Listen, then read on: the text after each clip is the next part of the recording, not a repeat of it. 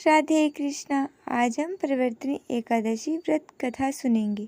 भाद्रपद मास के शुक्ल पक्ष की एकादशी को प्रवर्तनी एकादशी के नाम से जाना जाता है। इस बार 14 सितंबर को प्रवर्तनी एकादशी का व्रत रखा जाएगा। इस दिन भगवान विष्णु के वामन स्वरूप की पूजा की जाती है। मान्यता है इससे साधकों को मोक्ष की प्राप्ति होती है। कहा जाता है प्रवर्तनी एकादशी के दिन श्री हरि की पूजा आराधना के साथ प्रवर्तनी एकादशी की कथा सुनना भी काफ़ी लाभकारी होता है। चलिए आज प्रवर्तनी एकादशी की कथा सुनते हैं। युधिष्ठिर कहते हैं, हे प्रभु, भाद्रपद शुक्ल एकादशी का क्या नाम है? इसकी विधि तथा इसका महिमा कृपा करके हमें बताएं। तब भगवान श्री कृष्ण ने कहा, सभी पापों का नाश करने वाली उत्तम वामन एकादशी की महिमा मैं तुमको कहता हूँ, तुम इसे ध्यानपूर्वक सुनना। इसका यज्ञ करने से वाजपेयी यज्ञ का फल मिलता है। पापियों के पाप नष्ट करने के लिए इससे बड़ा कोई उपाय नहीं है। जो मनुष्य इस एकादशी के दिन मेरे वामन स्वरूप की पूजा करता है, उससे तीनों लोक पूज्य होते हैं तथा मोक्ष की इच्छा करने वाले मनुष्य इस व्रत को जरूर करें।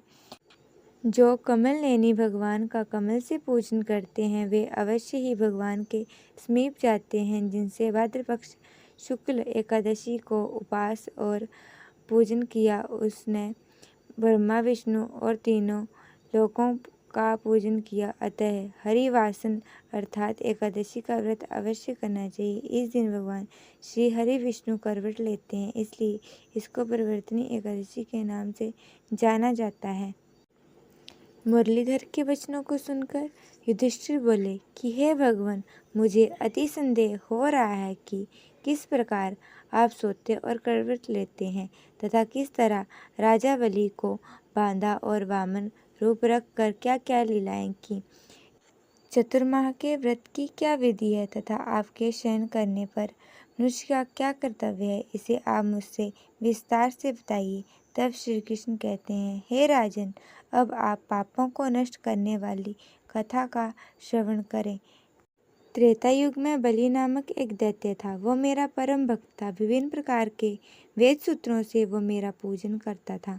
नित्य ही ब्राह्मणों का पूजन और यज्ञ के आयोजन करता था। लेकिन इंद्र से द्वेष के कारण उसने इंद्रलोक तथा सभी देवताओं को जीत लिया था। इस कारण सभी देवता एकत्रित होकर सोच विचार कर भगवान के पास गए। बृहस्पति सहित इंद्रादिक देवता प्रभु के निकट जाकर और नतमस्तक होकर वेद मंत्रों द्वारा प्रभु का पूजन और स्तुति करने लगे। अतः मैंने वामन रूप धारण करके 5वां अवतार लिया और फिर अंततः तेजस्वी रूप से राजा बलि को जीत लिया। इतनी वार्ता सुनकर राजा युधिष्ठिर बोले, हे नाथ, आपसे वामन रूप धारण करके उस महाबली दैत्य को किस प्रकार जीता।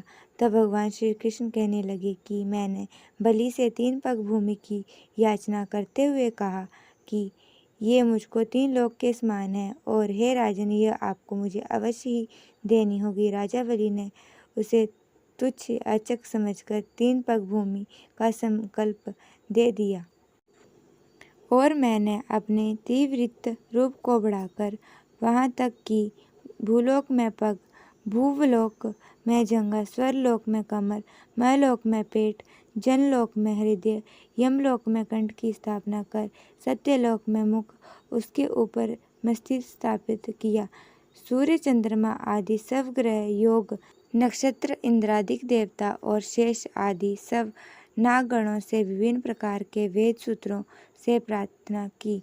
तब मैंने राजा बलि का हाथ पकड़ कर कहा, हे राजन, एक पद धरती पर, दूसरा स्वर्लोक पर पूरा हो गया। अब मैं तीसरा पग कहाँ रखूं? तब बलि ने अपना सिर झुका लिया और मैंने अपना पैर उसके मस्तिष्क पर रखा, जिससे मेरा भक्त पाताल को चला गया। फिर उसकी विनीति और नम्रता को देखकर मैंने उसे कहा, हे बलि, मैं सदैव तुम्हारे निकट रहूंगा।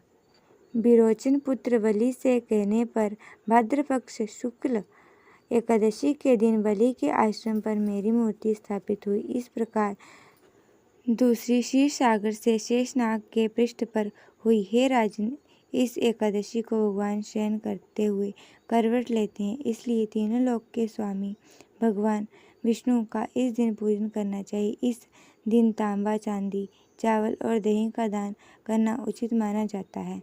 इसके साथ रात्रि जागरण अवश्य करना चाहिए। जो विधि पूर्वक इस एकादशी का व्रत करते हैं वे सब पापों से मुक्त होकर स्वर्ग को जाकर चंद्रमा के समान प्रकाशित होते हैं और यश पाते हैं। जो साधक इस कथा को सुनते हैं उनको हजारों अश्वमेघ यज्ञों का फल प्राप्त होता है और श्री हरि विष्णु की कृपा सदैव उन पर बनी रहती है। हमें वीडियो बनाने में काफ़ी ज़्यादा मेहनत लगती है, तो प्लीज़ हमारी वीडियो को लाइक, शेयर और चैनल को सब्सक्राइब ज़रूर करें। राधे राधे।